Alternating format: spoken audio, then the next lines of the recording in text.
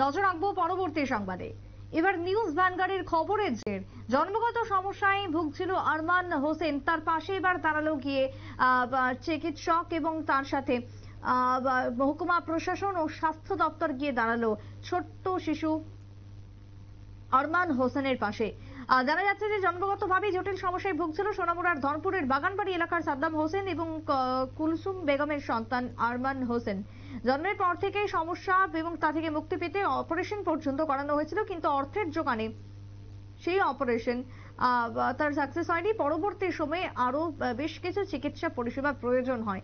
এই খবর সম্প্রচার করে নিউজ ভ্যানগার্ড এবং তারপরে খবরের পর নড়েচড়ে বসে প্রশাসন এবং তার সাথে স্বাস্থ্য দপ্তর। শনিবার জন্মগত জটিল সমস্যায় ভুগতে থাকা ছোট্ট আরমানের বাড়িতে গিয়ে পৌঁছায় মহকুমা প্রশাসনের টিম এবং সেখান থেকে তাদের পাশে দাঁড়ান মহকুমা প্রশাসন। কি বক্তব্য উঠে আসছে সোনামুড়ার ধনপুর থেকে, শুনুন।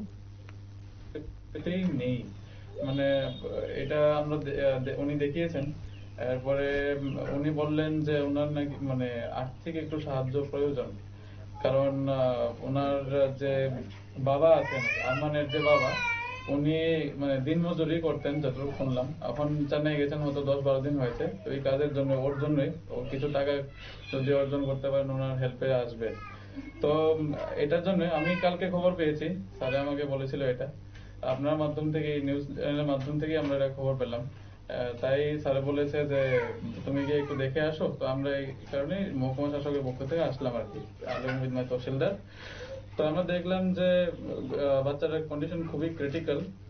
তো এমনি ইকোনমিক কন্ডিশনও বেশি পরিবারটা ভালো না। তো আমরা এটা হেলথ ডিপার্টমেন্টের সাথে টেক আপ করছি এবং স্যারও এটা টেক আপ করছে। আশা করি কিছু না কিছু আমরা সলিউশন নিয়ে আসবো। মানে এসডিএম স্যার টেক আপ করছেন? হ্যাঁ, এসডিএম স্যার টেক আপ করছেন। আচ্ছা। আপনারা শুনলেন এই প্রসঙ্গে বক্তব্য এবং তারা সাহায্যের হাত বাড়িয়ে দিয়েছেন। বর্তমানে পরিবার খুশি। জটিল সমস্যা থেকে এবার উত্তরণের জন্য সংবাদ মাধ্যমকে ধন্যবাদও জানিয়েছেন আরমানের পরিবার। ছোট্ট বিরতির পর ফিরছি সংবাদবাদ।